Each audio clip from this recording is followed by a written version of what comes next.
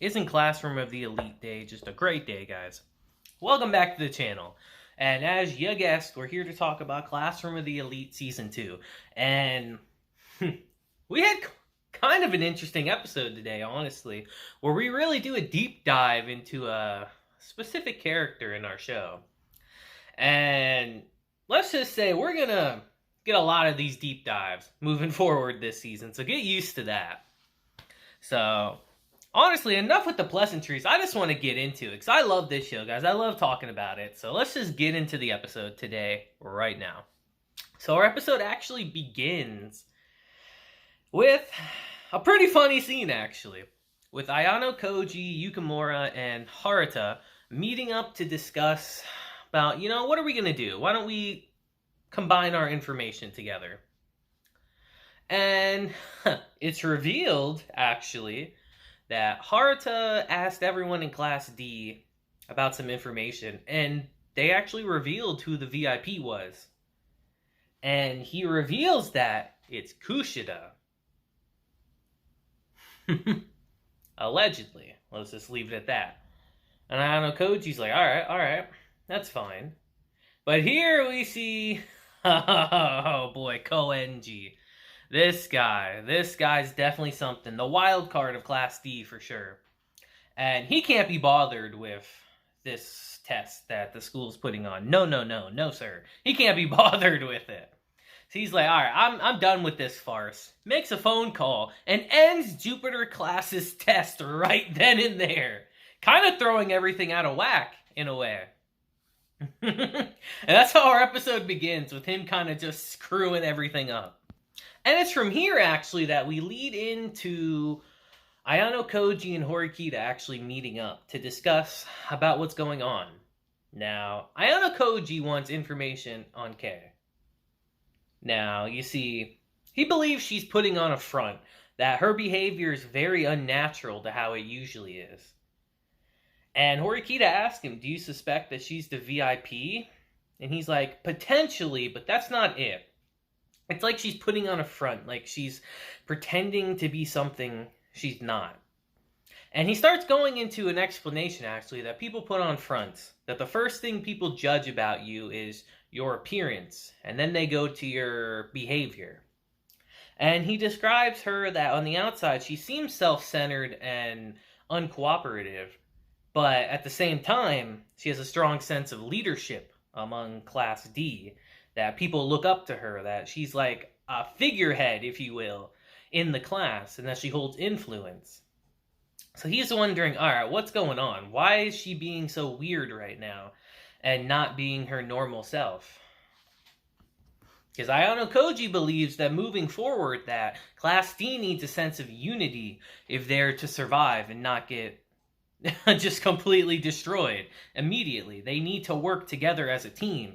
And he believes Kei is how you'll be able to do it with the girls, actually. How he'll be able to rein them in a bit. And while he's contemplating that, we get our boy. We get our boy Ryun actually appearing again. Kinda, if you will, to taunt Horikita in a way. Seems to be his favorite thing to do. And he asks her, like, oh, have you not figured anything out yet? She's like, why would I tell you if I did? And then he's like, well, alright, well, what if I told you I've figured out who's the VIP? And he starts explaining his plan of how he took everyone's cell phone in Class C and how he plans to go through their emails and get their information. And of course, that's against the rules, and he could easily get expelled for something like that. He doesn't care, claiming how, oh, no one will be able to find this out. And it's here that he proposes a pretty crazy idea to Horikita, actually. Where he's like, what if your Class D, my Class C, along with B Class, pooled their information together to try to take down A Class? Which Horikita, of course, completely dismisses, saying that's a crazy idea. Which it is, because there's so many different factors in that would only benefit one party, or benefit one party far more than it would other parties. And I love how He's so cocky and arrogant, thinking, oh, she's the leader of everything, not realizing that the real mastermind's sitting right there. I always have loved that about the show.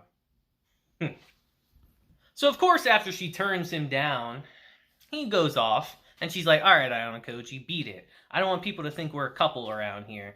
Because, of course, they're on the deck talking, having this conversation. There's a bunch of couples around. So he's like, woof, I got an awkward walk ahead of me. And it's at this scene, we get a very strange scene with Kushida, of all people.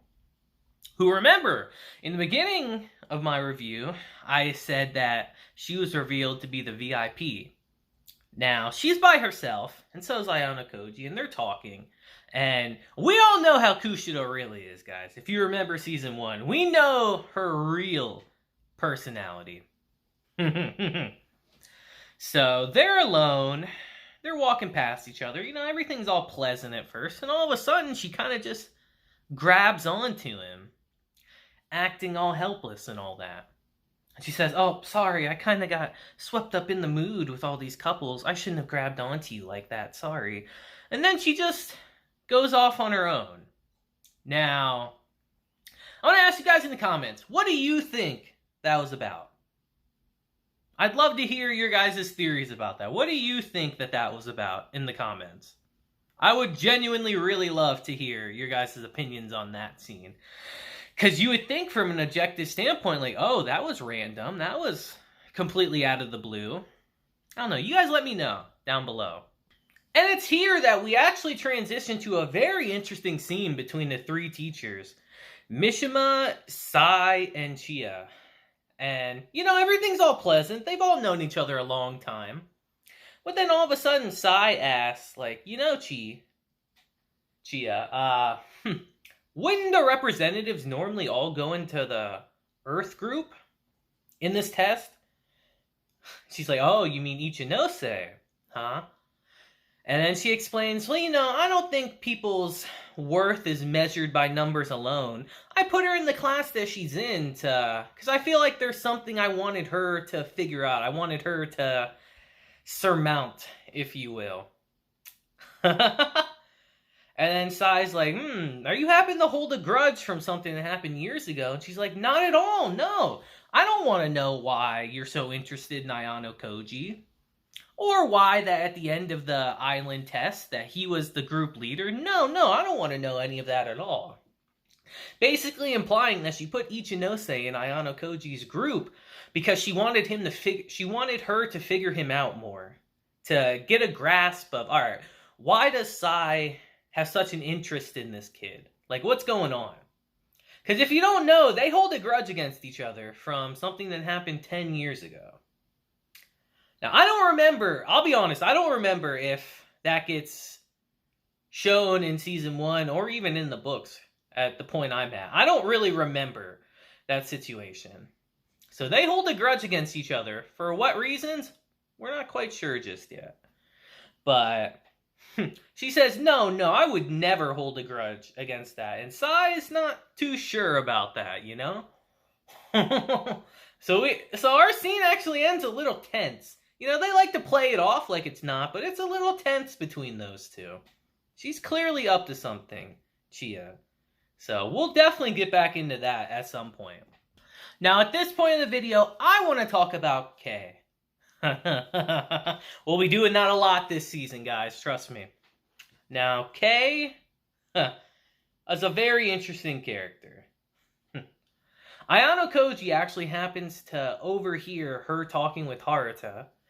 And, you know, they're boyfriend and girlfriend, right? You know, it's no big deal to hear them talking. The conversation's a little weird. She's saying, Haruta, won't you help me deal with these people that are constantly harassing me and messing with me? As we know from our previous episode that those Class C girls have been harassing her and bullying her, basically. And Haruta's like, I'll help you, but there's no way I could do violence against them. All I could do is just ask them just tell them that you're sorry for what you did and all that. And she's like, no, that's unacceptable. I thought you were supposed to help me here. We're boyfriend and girlfriend, aren't we? Like, how could you do that? And then it gets revealed that no, actually, They're not boyfriend and girlfriend. They were just pretending to be. And he says he'll help her, but not in the way that she wants. And that makes her storm off.